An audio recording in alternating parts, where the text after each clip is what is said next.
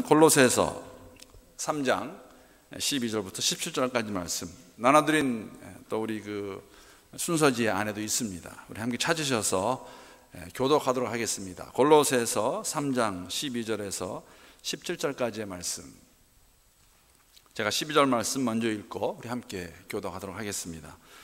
그러므로 너희는 하나님이 택하사 거룩하고 사랑받는 자처럼 긍휼과 자비와 겸손과 온유와 오래 참음을 옷 입고, 누가 누구에게 불만이 있거든 서로 용납하여 피차 용서하되 주께서 너희를 용서하신 것 같이 너희도 그리하고, 이 모든 것 위에 사랑을 더하라. 이는 온전하게 매는 띠니라. 그로서의 평강이 너희 마음을 주장하게 하라. 너희는 평강을 위하여 한 몸으로 부르심을 받았나니 너희는 또한 감사하는 자가 되라. 그리스도의 말씀이 너희 속에 풍성히 거하며 모든 지혜로 피차 가르치며 권면하고 시와 찬송과 신령한 노래를 부르며 감사하는 마음으로 하나님을 찬양하고, 또 무엇을 하든지 말에나 일에나 다 주 예수의 이름으로 하고 그를 힘입어 하나님 아버지께 감사하라. 아멘. 우리 강사 목사님 나오시기 전에 이 오레곤 지역에 그 장로 합창단이, 성가단이 있습니다. 그런데 거기 한 3분의 1이 저희 교회 장로님들이 있어요. 우리 장로님 나오셔서 특성해 주시고 우리 바로 이어서 목사님 나오셔서 말씀 전해 주시겠습니다.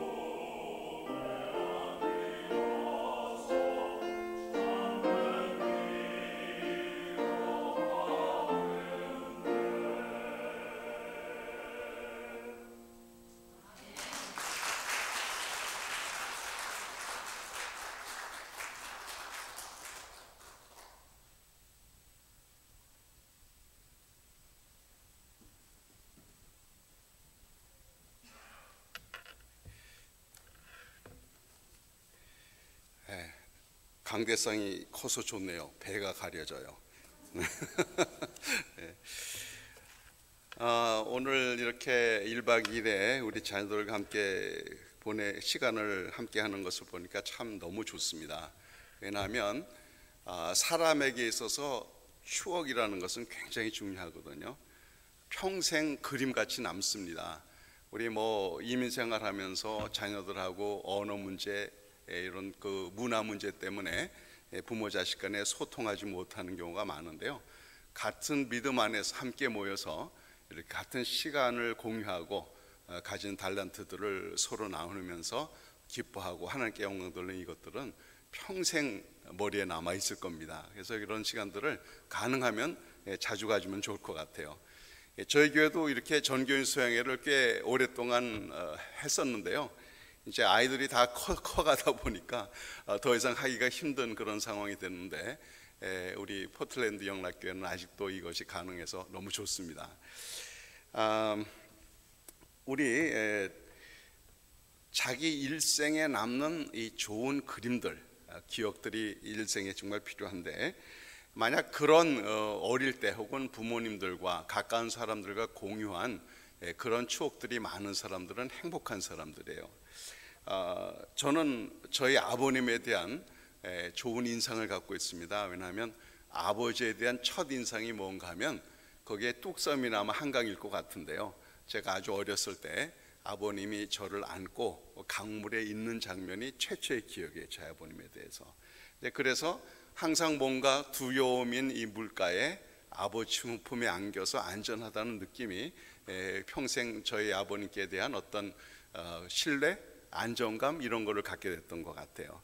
그리고 어렸을 때는 낚시도 같이 데리고 가서 저를, 그래서 한 2박 3일인가 시골에 가서 텐트를 치고 아버지하고 단둘이 캠핑을 하면서 낚시를 했던 기억, 이런 것들은 굉장히 오래 기억에 남습니다. 사실 저희 아버님 어머님이 아동복 제조업을 해서요, 옛날에 평화시장에서. 그래서 사실 자녀들과 보낼 시간이 이렇게 많지는 않았어요. 그렇지만 간간히 있었던 그런 추억들이 늘 아버지에 대한 좋은 그 기억, 감사한 마음을 이렇게 갖게 해주죠.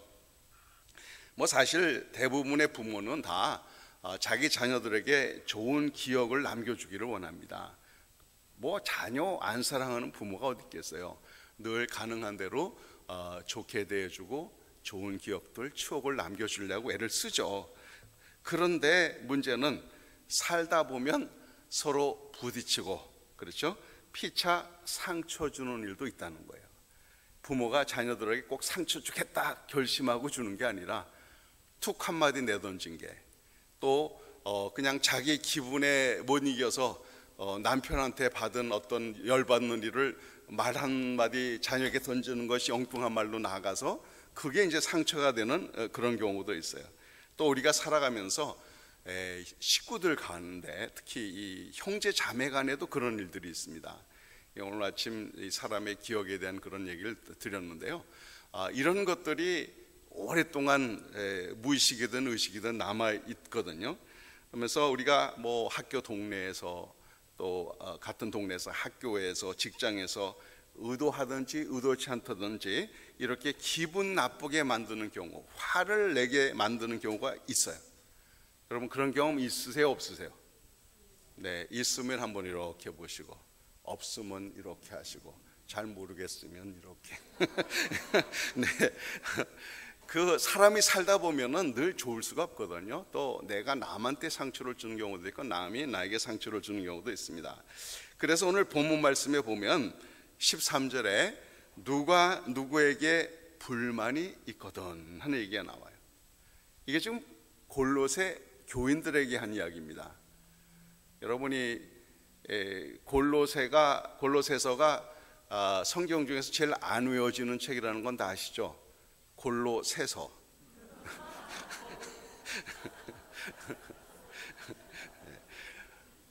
그런데 내용은 정말 중요하니까 잘 기억할 필요가 있어요.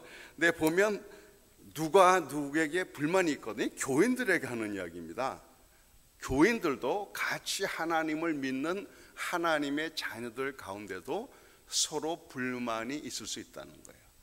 서로 의도하든 의도치 않든 상처를 주거나 화를 나게 만드는 경우가 있다는 겁니다. 자, 사실 엄밀히 따지면 나도 내 자신도 내가 마음에 안 드는 경우가 있는데 남이 나에 대해서 100% 만족할 수가 있겠어요? 다 마음에 들 수가 있겠어요? 그럴 수가 없죠. 그러니까 서로 불만이 있다는 것은 어떻게 보면 너무도 당연한 자연스러운 일일지도 모릅니다. 그런데 이제 이렇게 뭔가 엇갈려 갈 때, 문제가 생길 때 어떻게 하느냐, 이게 굉장히 중요한 문제거든요. 그럴 때 수틀린다고 화를 있는 대로 내고 비난하고 왕따시키고 그런 경우가 있단 말이에요. 네, 그러면 자기 속이 시원한가요? 네, 왕따시키는 사람, 막 비난하는 사람, 그런 사람은 자기도 시원하냐고? 아니거든요. 그러면 내가 왜 그랬지, 안 그럴 걸, 후회를 하면서도 그 순간을 참지 못해서 그렇게 남에게 또 상처를 주는 경우도 얼마든지 있다는 겁니다. 그래서 우리가 내가 하는 행동, 말 이런 것들이 과연 상대방을 유익하게 하고 나한테도 덕이 되고 하나님께도 영광이 되느냐, 이걸 한 번씩 생각해 볼 필요가 있어요, 말하기 전에. 그래서 전에 제가 우리 누나한테, 우리 작은 누나가 조금 성질이 급한 편이에요. 큰 누나는 약간 느긋하고. 그래서 누나가 말하려고 그러면 하나 둘 셋 숨을 쉬고 한번 얘기해라, 그러면 좀 괜찮으니까 이렇게 얘기했던 적이 있는데요. 우리 살아가면서 사실 모르는 사람들하고는 그리 문제 될 거 없어요. 뭐 부딪혀도 안 보면 그만이니까. 그런데 우리 교우들하고는 그럴 수가 없잖아요. 적어도 일주일에 한 번은 얼굴을 마주대야 하고, 또 무슨 같은 구역에 있다든지 성경 공부를 한다든지 같은 부서에서 봉사를 한다든지 그러면 식구들보다 더 많이 볼 때가 많아요. 저도 우리 작은 누님이 그 오렌지 카운티에 살고 저는 벨리에 사는데요. 뭐 사실 따지면 뭐 그렇게까지 멀진 않아요. 마음 먹으면 1시간에 갈 수 있는 거리니까. 그럼에도 불구하고 1년에 몇 차례 못 만납니다. 각각 다 삶이 바쁘니까. 반면에 교우들은 어때요? 적어도 일주일에 한 번, 그 다음에 좀 더 열심히 있는 사람은 일주일에 서너 번, 어떤 경우에는 매일 만나는 경우도 있어요. 새벽 기도 때마다 만나게 되면. 그러니까 사실은 이 교우들이 제일 가깝다면 가까운, 하나님의 자녀된 도리로서 제일 가까운 사이인 것이죠. 그래서 항상 이 가까운 사람이 문제인데, 그러면 우리 골로새 교회에서 그랬듯이 서로 불만이 있다면, 그럴 만한 이유가 있다면 어떻게 할 건가? 이게 바로 오늘의 내용입니다. 자, 제일 먼저 여기 진정한 사랑이라는 것은 용서하는 것이죠. 우리 예수 믿는 사람들 늘 사랑을 부르짖습니다만 사랑의 핵심은 용서거든요. 예수님이 우리를 사랑한다. 핵심이 십자가의 희생을 통한 우리의 용서 아닙니까? 모든 죄를 용서하시고 우리를 죄에서 다 사해 주셨다는 그런 내용. 우리 고린도후서 5장 17절 말씀 대개 다 외우시죠. 그런즉 누구든지 그리스도 안에 있으면 새로운 피조물이라, 이전 것은 지나갔으니 보라 새 것이 되었도다. 그렇습니다. 죄로 가득한, 죄의 습관으로 꽉 찬 옛사람은 지나가 버리고 우리는 이제 새로운 피조물이 되었다. 이거는 하나님이 우리를 보시는 시각입니다. 나는 여전히 죄의 습성과 못된 기억이 남아있다고 하더라도 우리가 그리스도 안에 있으면 우리 하나님 아버지는 저희를 새 사람으로, 새로운 피조물로 여기신다는 거예요. 그런데 하나님은 나를 새로운 피조물로 여기는, 이전 것은 다 지나갔다 그러는데 나는 악착같지 않네요, 이전 것이 나예요 하고 계속 붙들면 그건 참으로 하나님을 무시한 아주 요상한 사람이 되어버린다는 거예요.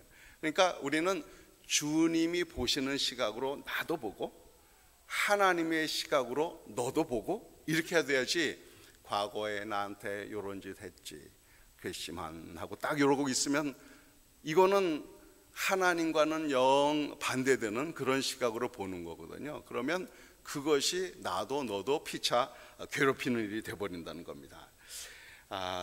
우리 옛사람은 벗어버리고 늘 새 사람으로 입어야 되는 거죠. 그래서 오늘 12절에 보니까 그러므로 너희는 하나님이 택하사 거룩하고 사랑받는 자처럼, 우리의 신분에 대한 얘기를 하고 있어요. 하나님이 택하셨어요. 그리고 거룩한 자, 세상 사람들과 구별된 사람으로서 하나님의 사랑받는 자라는 거예요. 저희들의 존재가. 이전 것은 지나갔으니 보라 새 것이 되었다. 여러분 한번 생각해 보세요. 세계 인구 엄청 많잖아요. 뭐 70억 인구가 된다 그러는데, 그 중에 하나님께서 나를 선택해서 너는 내 것이라 불러주시고 하나님의 아들로 딸로 인쳐주셨다. 그 얘기는 뭐예요? 저와 여러분 정말 그리스도 안에 있으면 하나님 아버지가 왕의 왕이시니까 우리는 왕자요 공주다 이 말이거든요. 이 얼마나 놀라운 복입니까? 그렇다면 그 신분에 합당한 모습으로 살아야 한다는 겁니다. 여러분 우리가 여기도 미국 시민권자들 많잖아요. 미국 시민권을 받았으면 여기 미국 사람들의 습관을 따라서 속히 익혀서 살아야 미국 생활이 재미가 있습니다. 그런데 죽어라고 시민권을 따고도 한국식을 버리지 못하면 그러면 이 미국이 별로 재미가 없어지는 거예요. 그래서 항상 자기가 속한 곳에 그 관습을 얼른 배워야 되는데, 우리가 새롭게 된 하늘나라의 시민권자라면, 하나님의 아들이요 딸이라면 하나님의 성품을, 하나님의 그 생각과 마음을 속히 닮으면 닮을수록 교회 생활이, 이 천국인으로서 생활이 재미가 있어지는 겁니다. 그래서 우리가 이제 계속 이 주님이 나를 선택했고 나를 거룩하게 여기시고 사랑하는 존재다라는 것을 분명히 인식한다면 옛사람은 벗어버리고, 왜? 이전 것은 지나갔으니 보라 새 것이 되었도다. 여기 12절 하반절에 보면 그 사랑받는처럼 긍휼과 자비와 겸손과 온유와 오래 참음을 어떻게 해요? 옷 입고. 여기 나오는 이 긍휼, 자비, 겸손, 온유, 오래 참음, 이건 누구의 성품이에요? 하나님의 성품이에요. 그러니까 하나님의 자녀들은 당연히 하나님의 성품을 닮아야 행복합니다. 부모님과 성격이 아주 딴판이면 서로 같이 지내기가 좀 어렵죠. 가풍이라는 게 있는데 가풍에 어긋나면은 영 힘듭니다. 그러니까 내가 그 집안에 편해지고 서로 행복하려고 그러면 가풍을 닮아가야 되는 것이고, 하나님의 자녀는 바로 이런 하나님의 성품, 긍휼, 자비, 겸손, 온유, 오래 참음을 옷 입고, 누가 누구에게 불만이 있거든 13절 서로 용납하고 피차 용서하듯 주께서 너희를 용서하신 같이 너도 그리하라. 결국 하나님의 사랑의 핵심은 용서다라는 겁니다. 사실 우리가 예수 그리스도를 믿게 될 때 우리 영혼, 내면 깊은 곳에서는 이미 새 사람이 되었어요. 다만 우리 겉사람, 이 세상에 일면서 가졌던 모든 습관들이 다 버려지지 않아서 여전히 이제 그렇게 하는 건데, 이게 굉장히 어리석은 일입니다. 왜냐하면 우리가 이제 더 이상 죄와 과거의 종이 아니잖아요. 우리는 예수 그리스도가 당신의 피값으로 사신, 속량하신 하나님의 자녀들입니다. 성경에 나오는 속량이라는 이 단어, 이거는 사실은 옛날 노예 제도 때 쓰는 거예요. 속량이라는 것은 노예의 몸값을 치러준다는 뜻입니다. 노예는 노예이기 때문에 자기가 두 짭 세 짭을 떼어도 자기 돈은 안 돼요. 다 그게 고스란히 주인 겁니다. 그러니까 내가 내 몸값을 치르고 자유화할 수 있는 유일한 길은 누군가 대신 나의 몸값을 치러주면 자유하게 되는 거예요. 그래서 저희가 전에는 마귀와 죄의 종이었는데 예수님이 십자가에 못 박혀 돌아가심으로 그 피값으로 우리의 종된 종에 된 그 종값, 노예값을 마귀에게 치르고 우리를 자유하게 했다는 거예요. 오늘 조금 더 실감나게 얘기를 해볼게요. 그래서 내가 이제 우리 주님이 노예의 값을 치러줘서 자유한 몸이 됐어요. 너무 좋잖아요. 신나. 길을 막 가고 있습니다. 그런데 옛 주인이 나타나서 야 인마 이리 와봐. 한동안 습관이 됐으니까 네네네네 하고 쩔쩔먹이 이제 쫓아간단 말이에요. 가서 뭐 해와. 그러면 할 필요가 있어요 없어요? 없어요. 그런데 하도 오랫동안 습관이 드러났으니까 그래야 되는 것처럼 한다 이 말이에요. 이게 얼마나 어리석냐 이거예요.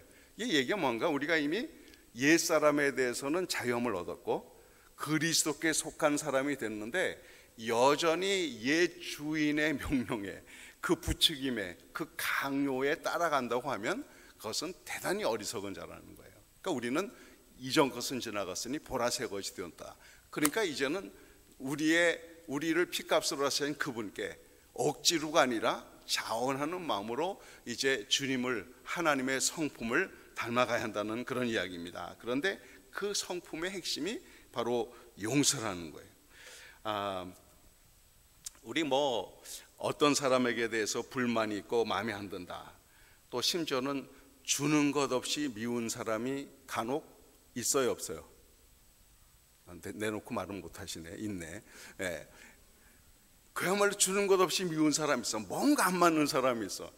이거는 오늘 새벽에 들은 사람은 이유를 알 겁니다. 우리 내면에 무의식의 세계에 나도 모르는 어떤 기억들이 남아 있어서 그 사람의 인상이나 이런 게 트리거 시키는 게 있거든요. 그래서 어쨌든 주는 것 없이 미운 사람이 있는 경우도 있고, 그렇지만 사실 엄밀히 따지면 내가 누구에게 불만을 갖게 되는 경우에는 상대방이 나한테 잘못한 것이 틀림없이 있습니다. 그 사람이 부주의했던, 의도적으로 나를 골탕 먹이려고 그랬던, 어쨌든 상대방이 나한테 잘못한 경우가 많아요. 있다는 거예요, 대부분. 그런데 진정한 사랑이라는 것은 나에게 잘못한 사람을 용서해야 한다는 거예요. 용서해야 된다. 이게 바로 주님이 저에게 베풀어 주신 새로운 피조물의 성품이고 하나님을 닮은 모습이고, 바로 하나님은 사랑이시라 그의 거룩하심을 따라 사는 사람들은 그 성품을 발휘하면서, 왜냐하면 우리가 이미 그런 새 사람이 되었으니까 옛 사람이 아니라 새 사람이 발휘될 수 있도록 하는 것이 나도 행복하고 만족하고 하나님께도 영광되고 상대방에게도 유익하더라 이 말이에요. 자, 이게 다 이해가 되시죠? 동의가 되죠? 그럼에도 불구하고 잘 안 되는 이유는 뭘까요? 우리 이게 습관이라는 게 그렇게 무서워요. 그래서 진정한 용서를 하려면 오늘 이 본문 말씀은 세 가지 단계가 있습니다. 하나는 먼저 용납이고, 그 다음에 용서고 풀어주는 것이고, 그 다음에 사랑으로 감싸는 건데요. 용납이라는 것은 상대방을 있는 그대로 받아들인다는 거예요. 좋아할 필요는 없어요. 내가 성격이 안 맞고 모든 게 안 맞는데 좋아하진 않아도 됩니다. 그러나 상대방을 있는 그대로 인정해 준다, 용납한다, 그 얘기입니다. 사실 이 미국에 와서 살면서 많은 경우에 이 문화의 다름을 인정하고 받아들이지 않아서 문제가 되는 경우가 많죠. 우리 한국 사람들이 미국에 오면 누가 제일 고생을 하는 줄 아세요? 영어가 고생을 합니다. 내가 영어 때문에 고생하는 거예요? 영어가 고생을 한다니까. 왜냐하면 한국식 생각과 문법으로 영어를 풀어가니까 그래요. 그냥 그런 얘기 나왔으니까 몇 가지 이제 재미있는 이야기를 할게요. 한국에서 미국 처음 오면 제일 첫 관문이 드라이버스 라이선스 따는 거 아니에요? 운전면허. 한국에서 오신 어떤 아저씨가 몇 차례 떨어진 만에 드디어 드라이버스 라이선스를 받았어요. 신나가지고 가서 새 차를 하나 뽑았습니다. 그래서 탁 시운전하고 나갔는데 마침 앞에 경찰차가 가다가 싹 유턴을 한 거예요. 자기도 따라서 싹 유턴을 했습니다. 그런데 딱 걸렸어요. 그리고 이제 티켓을 쓰는 거야, 이 미국 사람 경찰이. 한국 아저씨 영어는 짧은데 항의는 해야 되겠고 한다는 말이, 유카카 미카노카? 네 차만 차고 내 차는 차가 아니야? 이거였어요. 그래도 계속 티켓을 쓰니까 맨 스피커 노 스피커? 사람 말이 말 같지 않아?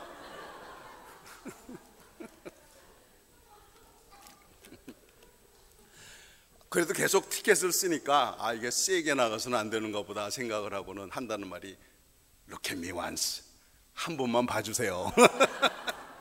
그랬더니 이 경찰이 한국에 미군으로 나갔던 경험이 있어서 한국말을 조금 하거든요. 그래서 한다는 말이 티켓을 다 써주고 탁 주면서 노숲, 국물도 없다.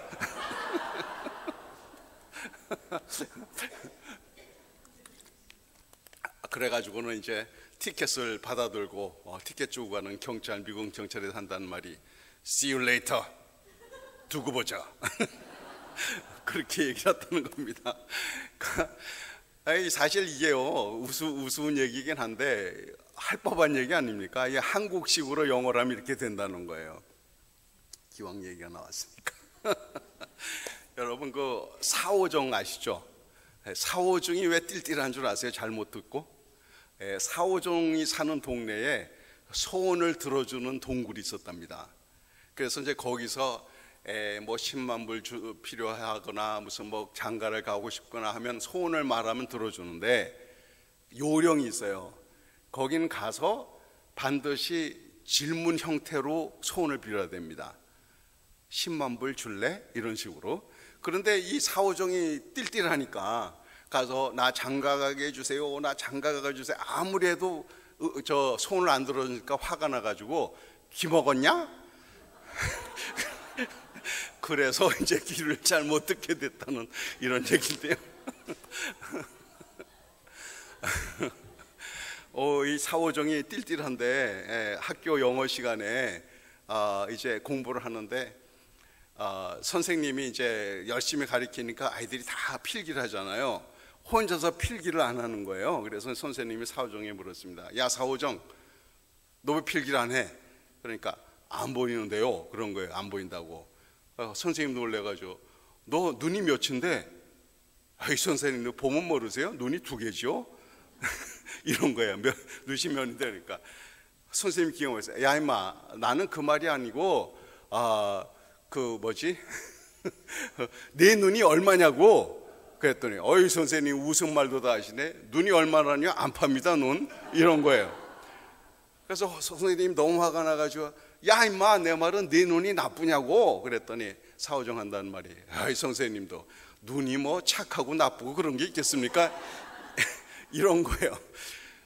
그래서 선생님이 하도 화가 나가지고 이 사오정이 이제 영어를 잘 못하니까 이 사오정을 좀 골탕을 먹이려고 칠판에다가 간단한 문장을 썼습니다. Yes, I can. 이거 한번 해석해봐. 그랬더니 한참 고민하더니 그래, 나는 깡통이다. Yes, I can. 예. 그렇게 대답을 한 거예요. 그래서 선생님이 하도 기억해서 야 임마, 이럴 때 can은 깡통이라는 말이 아니고 할 수 있다라는 뜻이야. 알았어? 네. 이제 다시 한 문장을 썼습니다. I can see. I can see.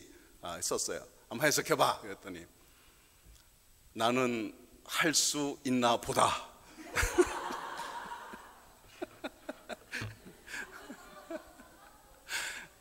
참 영어가 고생을 하죠. 예. 이런 얘기 하자면 한두 끝도 없는데 하나만 더 할게요.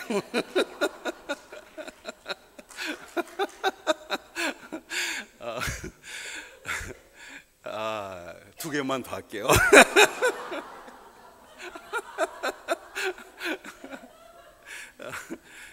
이제 제가 공부하던 프린스턴 신학교 옆에 프린스턴 유니버시티가 있는데 거기 이제 한국 대학원생이 이제 공부를 하러 온 거예요. 그래서 학교에서 운영하는 학교 아파트에 들어갔습니다. 그랬는데 이제 실수를 해가지고 키를 방에다 놓고 잠근 거예요. 그러니까 못 들어가잖아요. 큰일 났지. 그래서 이제 매니저 전화번호는 알아서 매니저한테 전화를 했어요. 설명이 잘 안 되는 거예요. 한다는 말이 You know, I was inside, but now I'm outside. 그런데 매니저가 알아듣고 와서 열어줬답니다.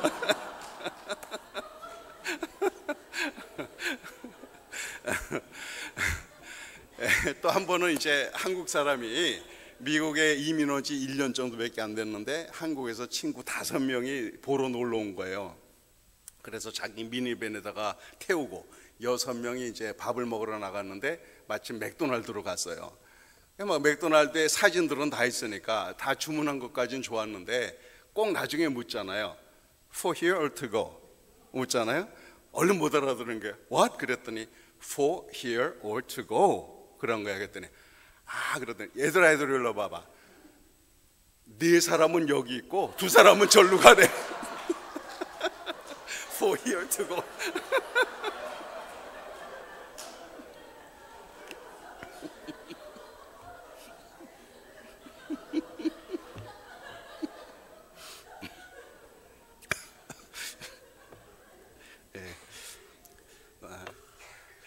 제가 이런 식으로 하면은 밤새고도 할 수 있지만 또 말씀을 또 해야 되니까 예. 하여튼 우리가 참 이런 얘기가 주는 게 뭔가 하면 사람이 자기 생각의 틀, 패러다임이라고 그래요. 사실 패러다임이라는 건 문법적 얘기입니다. 문법의 틀을 가지고 다른 언어를 해석하려고 그러면 엉뚱한 게 되어버리거든요. 사람들도 마찬가지예요. 자기 기준, 자기 생각 가지고 상대방을 그 틀에 맞춰서 해석하려고 하는 데서 문제가 생기는 겁니다. 나랑 다른 거지 틀린 게 아니거든요.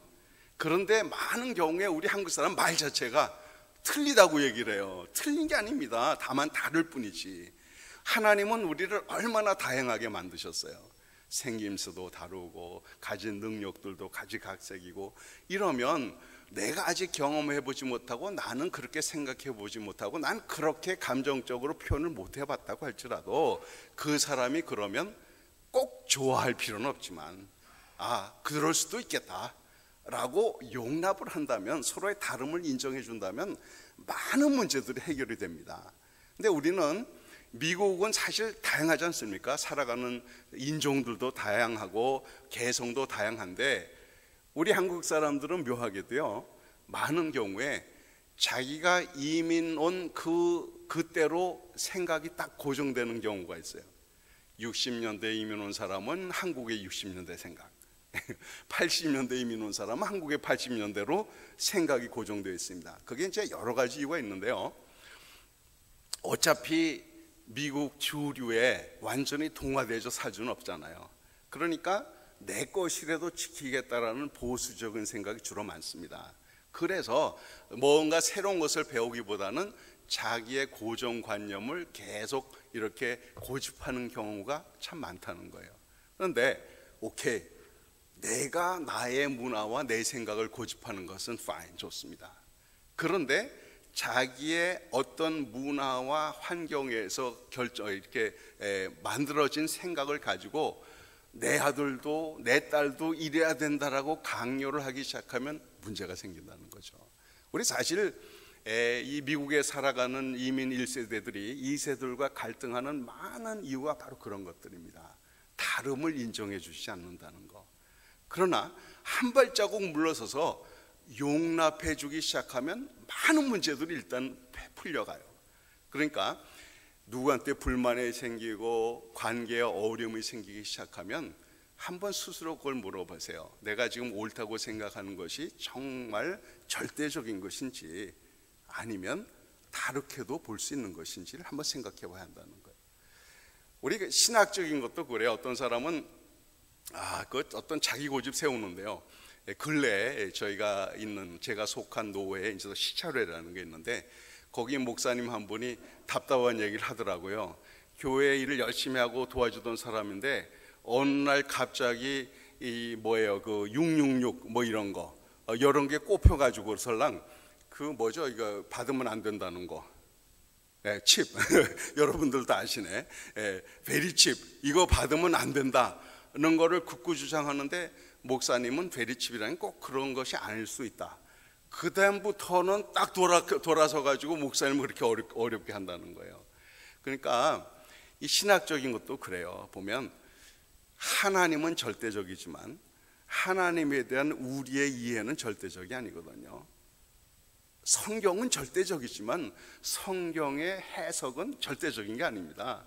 그런데 어떤 자기의 관점, 자기의 이해를 갖고 그것으로 갖고 남을 정죄하거나 판단하거나 아니라거나, 여기서 문제가 많이 생깁니다. 그러니까 다양성을 인정해 줄 수 있다는 것은 하나님의 다양한 창조에 대한 영광 돌리는 일이고 받아들이는 일이고, 그것이 자기에게 덕이 되고 상대방에게도 유익하고 하나님에게도 영광이 돌리는 일이거든요. 그래서 이 용납한다는 게 용서의 첫 단계예요. 그러니까 뭔가 좀 어긋나고 틀리다고 했을 때 그 사람이 그럴 수도 있겠다 라고 일단 용납하는 데서 시작이 되는 겁니다. 그 다음에 뭔가 하면 용서까지 가야 돼요. 용납에서 끝하는 게 아니라 용서까지 돼야 됩니다. 내가 정말 섭섭하고 정말 가슴에 상처를 입었다고 해도 나한테 잘못한 사람을 용서해야 되는데, 어느 정도까지 용서해야 될 것 같아요? 여기 13절에 보니까 피차 용서하되 어떻게 해요?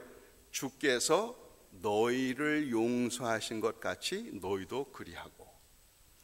우리 주님이 우리를 어떻게 용서했습니까?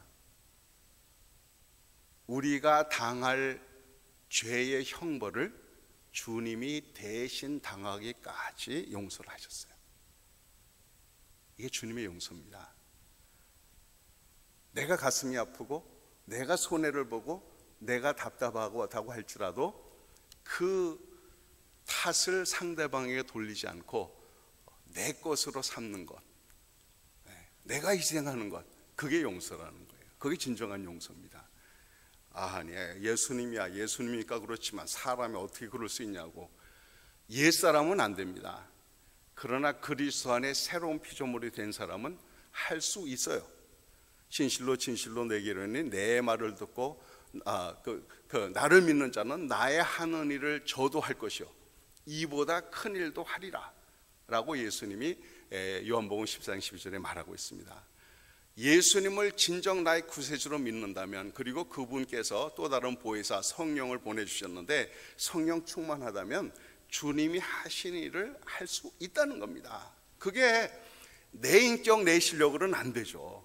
그러나 과거 옛사람은 지나가 버리고 새 사람이 됐다는 사실을 깊이 받아들이고, 우리 주님이 하나님이 거룩한 것처럼 너희도 거룩한 자다, 너희들을 선택함을 받고 하나님의 사랑받는 자처럼 서로 온유하게 되고 용납하고 용서해라. 그러면 우리가 내 실력으로는 내 인격으로는 안 되지만 이제는 내가 산 것이 아니라 오직 내 안에 그리스도께서 사신 것이라. 나의 옛사람은 이미 십자가에 못 박히고 나는 그리스도 산다. 이 사실이 정말 믿어진다면, 그리고 그게 우리의 생명이라고 믿는다면 내 생각과 이런 걸 고집하지 않고 내가 차라리 손해를 볼지언정, 내가 희생을 할지언정 용서한다 가 이게 정답이라는 거예요. 그래야 나도 자유롭고 상대방도 자유하게 됩니다. 부부가 살다 보면 서로 다투는 일이 있죠. 이게 저와 아내는 둘 다 성격이 좀 내성적인 편이라, 제가 이제 목회 생활을 오래 하다 보니까 말을 웬만큼 좀 하게 됐습니다만, 왕년에는 말 없는 사나이로 하루 종일 말 한마디 안 하고 지날 때도 꽤 많았어요. 우리 여자분들 답답하신 분 많죠. 그래서 보통 그렇게 얘기를 하더라고요. 여자들은 평균 하루에 2만 단어를 말하고 남자들은 하루에 7천 단어를 말한답니다. 그러니까 여자들이 보통 3배 이상을 말하는 거예요. 자, 그런데 남편이 예를 들면 나가서 일을 하고 부인은 집에서 집안일을 한다. 그럼 어떻게 될 것 같아요? 남편은 나가서 하루 종일 일하면서 7천 단어를 다 말하고 왔는데 부인은 집에서 2만 단어를 준비하고 있는 겁니다. 그러니까 얘기를 하자고 하는데 남편은 더 이상 말하고 싶지 않은 거예요. 이제 다 했으니까 그날 할 얘기. 그러니까 부인은 나를 무시하나, 신경도 안 쓴다, 뭐 별하별 이런 게 많은 거죠. 사실 따지고 보면 남녀 간의 대부분의 문제는 그런 겁니다. 그런 건데, 하여튼 저랑 아내랑도 이제 그런 좀 마음에 안 들거나 갈등이 있으면 둘 다 내성적인 편이라 이제 말 없음 표로 일관하는 거예요. 말을 안 해.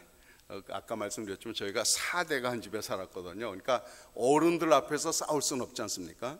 그러니까 저희 아내가 주로 말을 안 합니다. 근데 더 얄미운 것은 시부모, 시할머니 앞에서는 말을 하는 거예요. 필요한 말은 식사하세요, 뭐 됐어요 얘기는 하지만 실제로는 얘기를 안 합니다. 자, 그러면 어떤 현상이 일어나는 줄 아세요? 기도가 막혀요. 기도가 막힙니다. 거참 희한해요. 어저께까지도 정말 하나님과 긴밀하게 통했다가도요, 아내하고 딱 걸리고 그거 풀지 못하죠. 기도가 딱 막히게 되어 있습니다. 이거는 어느 정도 영적으로 민감한 사람들은 다 경험한 일이에요. 그럼 어떻게 하느냐? 어떻게 하겠어요? 서로 피차 용납을 해야 되는데 그게 잘 안 될 때가 있죠. 그러니까 며칠을 간단 말이에요.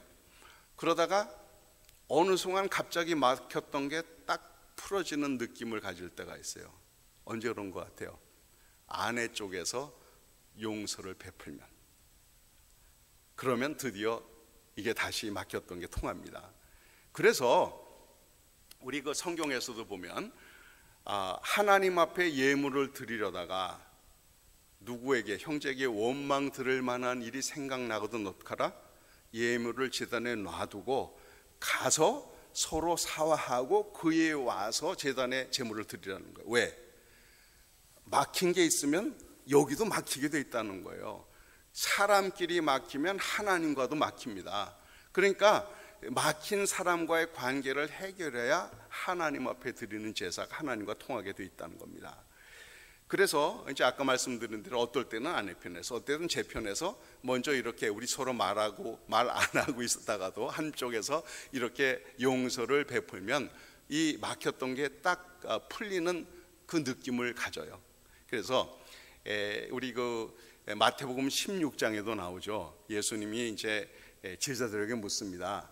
사람들이 나에 대해서 뭐라고 하더냐, 누구라고 하더냐 물었더니 뭐 엘리야, 뭐 선지자 중에 한 사람, 뭐 이렇게 얘기를 했어요.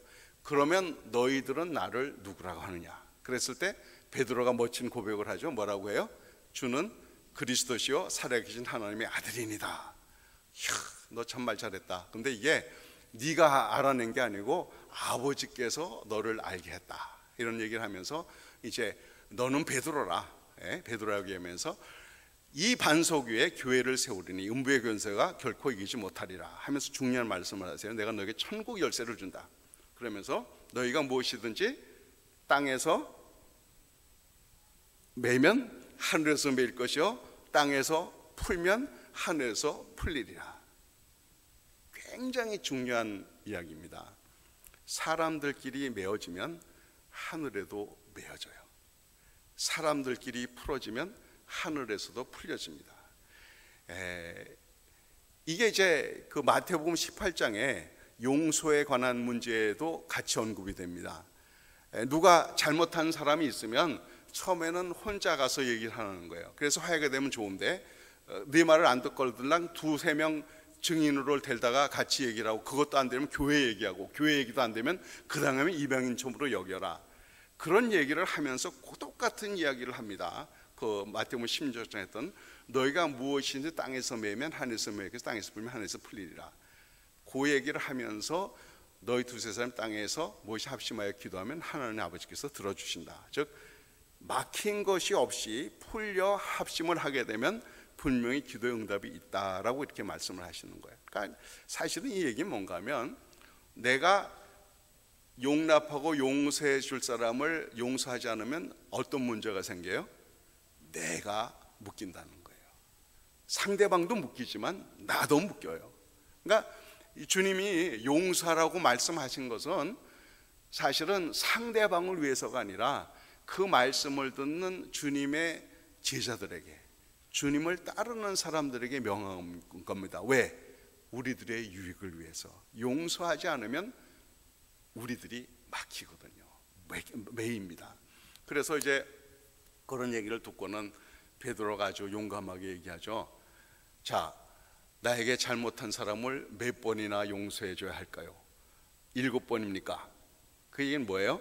유대인들은 3번까지는 용서해 주라는 겁니다. 그 자기들의 기준이. 그러니까 7번이면 인심 크게 쓴 거예요. 2배 이상이니까. 근데 예수님은 뭐라 그래요?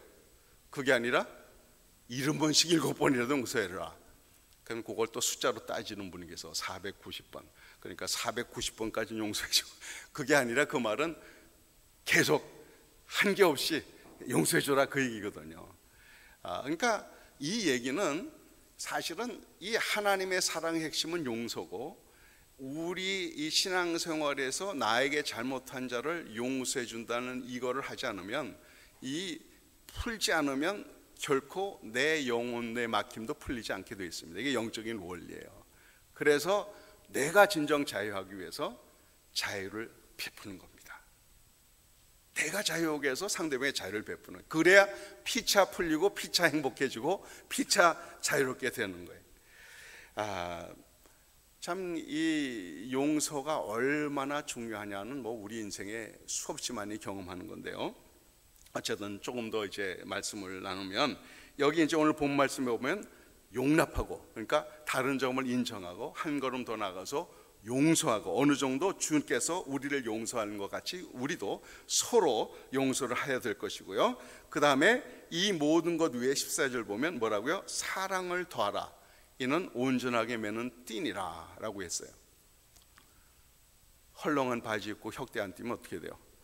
바지 흘러내리죠. 또 옛날에 군인들이 전쟁에 나갈 때 이 띠라는 것은 모든 무기들 필요한 것들을 전쟁 물자를 꽂아 놓는 것 아닙니까? 그러니까 띠가 없으면 영 싸움을 제대로 할 수가 없어요. 그래서 용납하고 용서할 뿐만 아니라, 그러니까 이 용서한다는 것도 그냥 멀리서만 하는 것이 아니라 더 나가서 사랑으로 감싸 안는 데까지 가야 진정한 용서고 사랑이 된다는 거죠.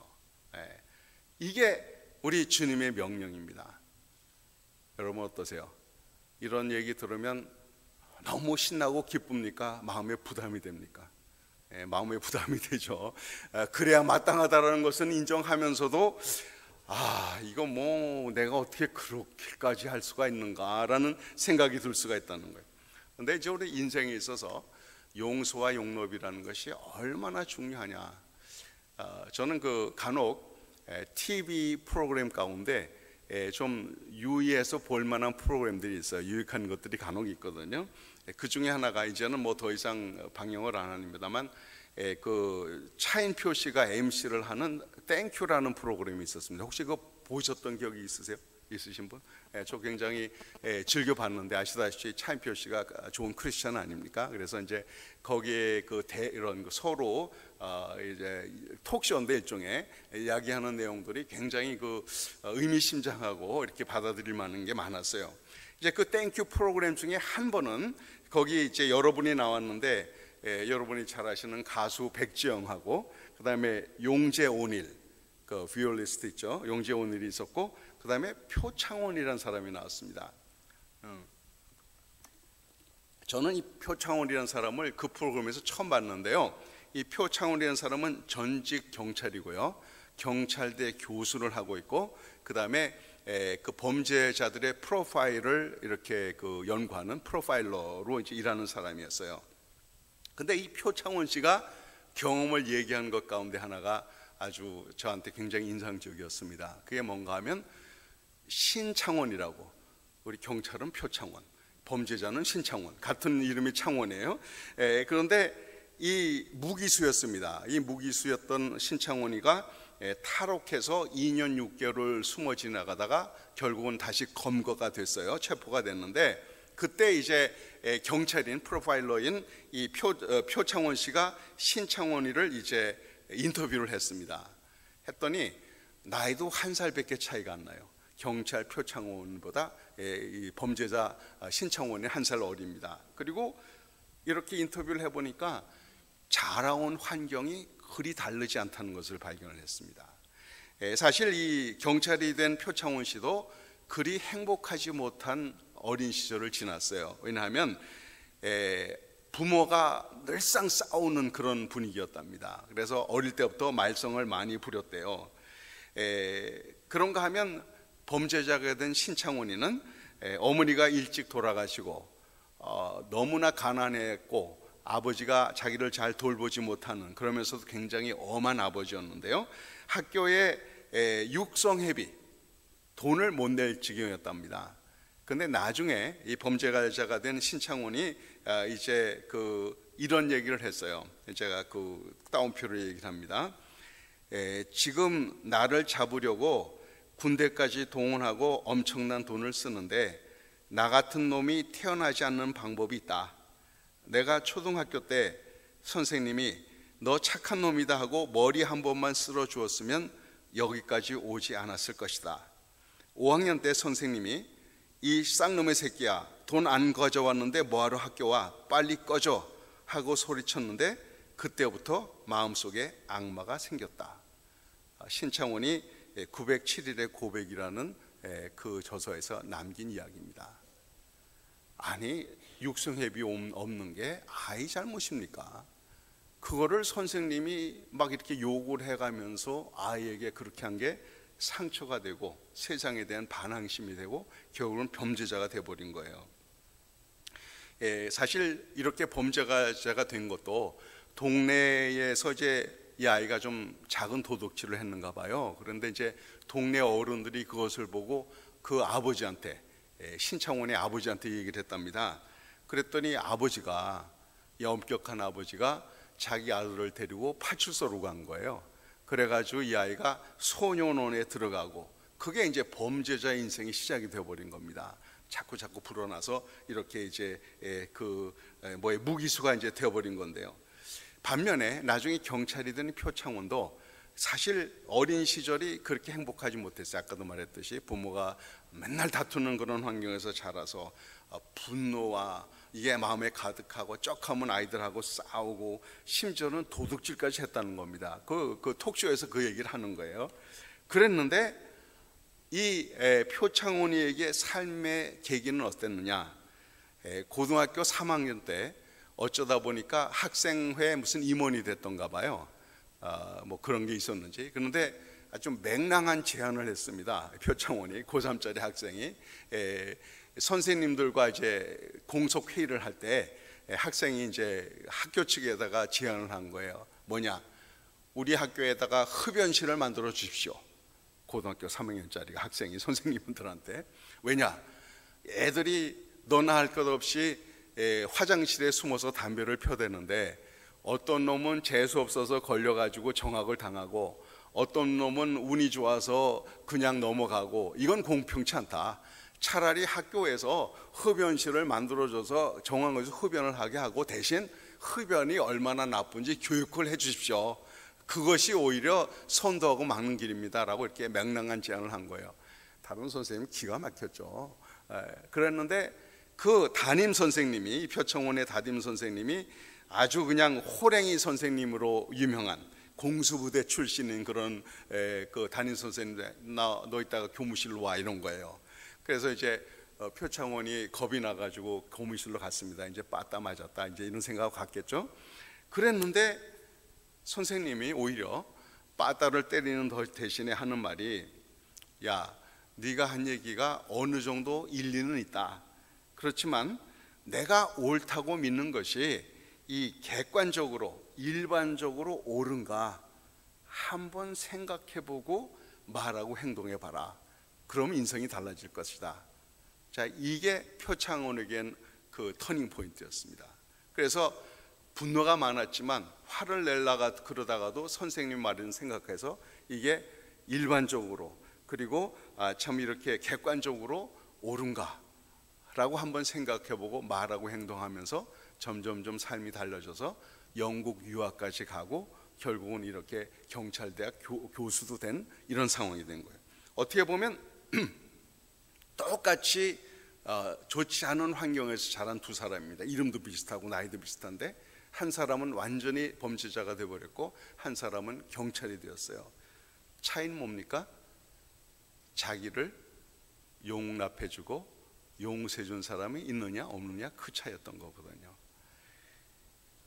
또 그 같은 톡쇼에서 또 다른 예를 우리 그 경찰인 표창원 씨가 얘기를 하는데, 여러분 그 20여 명을 살인한 유영철이라고 혹시 기억을 하세요? 유영철 사건이 있었잖아요. 그런데 이 유영철이가 고등학교 2학년 때까지 교회를 다녔다는 사실을 아십니까? 교회를 다녔대요. 그리고 그 교회에 자기가 마음속으로부터 흠모하던 누님이 있었답니다. 한 학년 윈.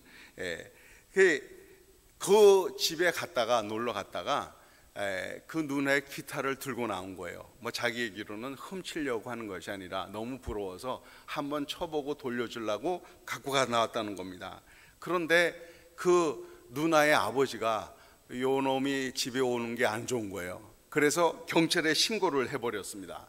그래 이제 재판을 받게 됐는데, 유영철이는 재판 받는 동안에 별일이 아니니까 자기는 풀려날 거리라고 생각하면서 기도하는 마음으로 호주머니에, 자기 호주머니에 나무 십자가를 넣어놓고 만지작거리고 있었다는 겁니다. 그랬는데 그 재판에서 유죄 판결이 나고 감옥행이 되어버린 거예요. 유죄 판결이 나는 순간 자기 호주머니에 있던 이 나무 십자가를 부러뜨렸다는 겁니다. 인생이 달라졌죠. 그래서요, 저희가 살다 보면 세상에 잘못 안 하는 사람이 누가 있겠어요? 그렇잖아요? 그래도 그것을 딛고 일어설 수 있는 힘은 용서죠. 우리가 주님 앞에 내세울 것도 없고 정말 생각하는 것이나 말하는 것이나 행동하는 것이 주님을 닮기는커녕 제멋대로인 경우가 많이 있지만 우리 주님은 용서하세요. 얼만큼씩? 70번씩 7번이라도. 우리 베드로에게 주님이 그렇게 하신 말씀은 그게 당신의 마음이기 때문에 그래요. 주님의 마음이 70번씩 7번이라도 용서를 하는 겁니다. 그 용서 때문에 저희가 살잖아요. 그래서 우리 주님이 가르치신 기도 가운데도 우리가 우리에게 어떻게 해요? 죄 지은 자를 사하여 준 것 같이 우리의 죄를 사하여 주옵시고. 이 말은 뭐예요? 우리가 우리에게 지은 죄를 사하여 주지 않으면 나도 용서받지 못한다는 겁니다. 그러니까 우리가 나한테 잘못한 사람을 용서한다는 것은 그만큼 중요한 겁니다. 내가 그로 인해 자유롭게 되고 주님의 성품에 참여한 자가 되는 것이고 나도 자유하고 너도 자유하고 하나님께 영광 돌리는 바로 이런 자유를 베푸는 것이 용서라는 겁니다. 자, 이렇게 하려고 하면 여기 오늘 보면 본문 말씀에 그 15절 그리스도의 평강이 너희 마음을 주장하게 하라. 너희는 평강을 위해 한 몸으로 부르심을 받았나니 너희는 또한 감사하는 자가 되라 하는 말씀이 있습니다. 그리스도의 평강이 너희 마음을 주장하게 하라. 그리스도의 평강은 평화라는 것은 다툼이 없는 정도가 아닙니다. 이 샬롬이라는 그 히브리의 원어 뜻은 하나님이 본래 만드신 것을 회복한다는 하나님의 원칙을 하나님의 창조 원리를 회복한다는 의미가 있어요. 그래서 우리가 보통 얘기하는 안녕이라는 말과도 사실 굉장히 비슷합니다. 그래서 내가 정말 하나님이 원하시는 용서를 베풀려고 하면 하나님의 샬롬이 내 안에 있어야 한다는 거예요. 그 말은 내가 하나님께로부터 진정 용서받은 감격과 감사가 있을 때 그럴 때 용서를 베풀 수 있는 마음이 생긴다는 거거든요. 그래서 내 마음을 다른 걸로 하지 말고 경쟁심이나 상대방을 향한 비난이나 헐뜯는 거나 이런 걸로 하지 말고 평강을 위해 한 몸으로 부르심을 받았으니 우리의 샬롬을 위해서 서로 하나가 되고 서로 용납하고 서로 용서해서 진정 그리스도의 사랑이 가득 찬 그런 모습을 위해서 우리가 불림을 받았으니까 바로 우리의 마음을 그렇게 주님의 마음으로 채우라는 거예요. 그래서 이 평강과 평화의 도구가 되려고 하면 오늘 본 말씀을 듣든지 너희는 감사하는 자가 되라. 16절 그리스도의 말씀이 너희 속에 풍성히 거하여 모든 지혜로 피차 가르치며 권면하고 시와 찬송과 신령한 노래를 부르며 감사하는 마음으로 하나님을 찬양하고 또 무엇을 하든지 말에나 일에나 다 주 예수의 이름으로 하고 그를 힘입어 하나님 아버지께 감사하라. 감사하려면 내 심령을 하나님의 말씀으로 채워야 한다는 거예요. 왜냐하면 우리가 이 세상에 살면서 끊임없이 생각을 하지 않습니까? 그런데 이 생각을 어떤 생각을 하고 살아요? 잘못한 일에 대한 후회, 죄책감 이런 게 계속 머리에서 녹음기 돌씩 돌거든요.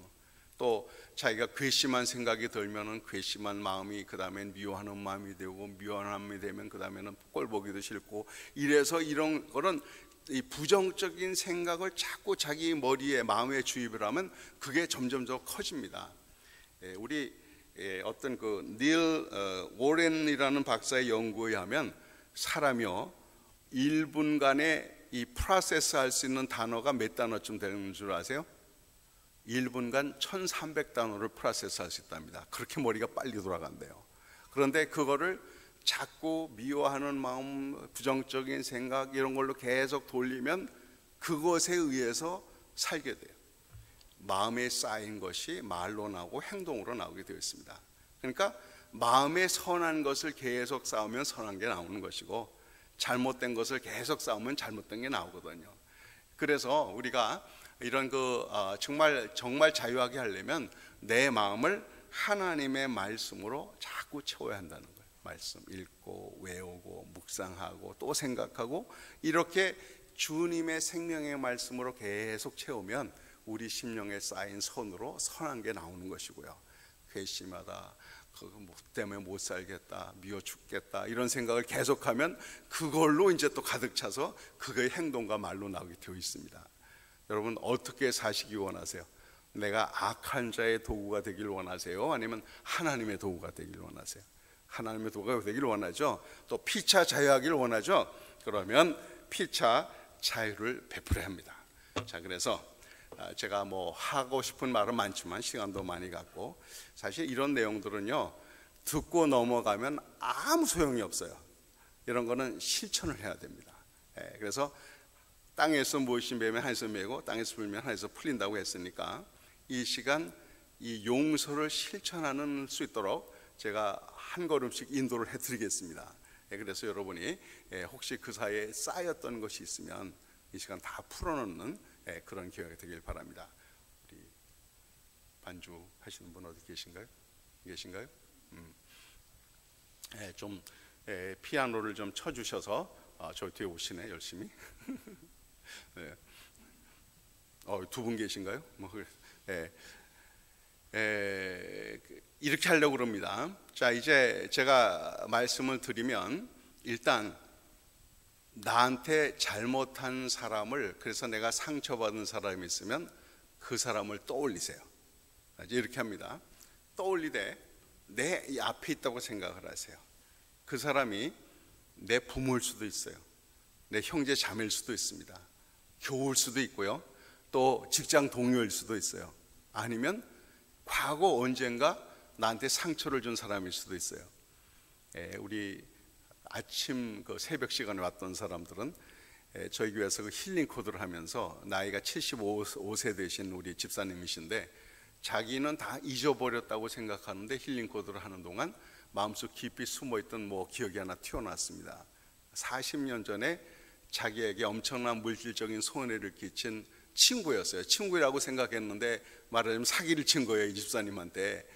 그래가지고 얼마나 미운 마음이 있었는지 그게 아마 굉장히 트라우마였던 모양이에요. 그래서 과거 이르고 그러니까 그게 그냥 묻어졌다고 생각을 하는데 이렇게 기억을 떠올리며 기도하다 보니까 그게 드러난 겁니다. 근데 그 기억이 떠올려지는 순간 그 처음에 가졌던 막 미워하는 마음이 그냥 되살아나는 거예요. 그렇지만 배운 대로 용서를 베풀었을 때 그 사람의 기억은 여전히 떠오르지만 기억이 더 이상 아프지 않은, 용서가 그렇습니다.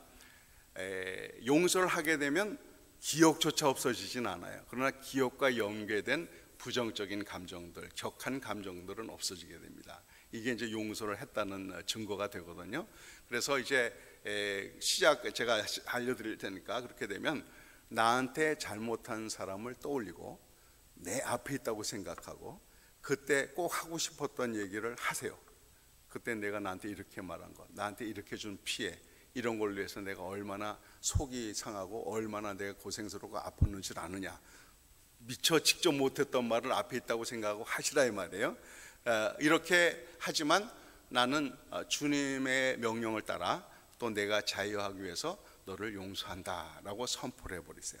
그러면 나도 듣고 그 미움이라는 것을 근거로 나를 결박하고 있던 마귀도 듣고 주님도 들어요. 그래서 거기서 이제 용서가 일어나게 되는 겁니다. 결박에서 풀어지게 되는 거예요. 자, 그 사람을 용서한다는 것은 잘못을 안 했다고 쳐주는 게 아닙니다.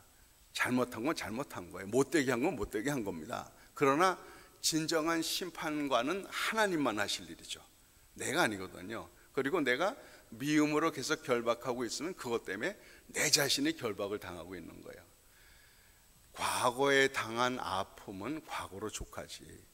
그것을 왜 계속 되풀이함으로 인해서 과거의 아픔을 또 한 번, 또 한 번, 제3, 제4 계속 과거에 의해서 내가 이렇게 밀려다니고 얽매여야 하나 이 말이에요. 그건 억울한 일이죠.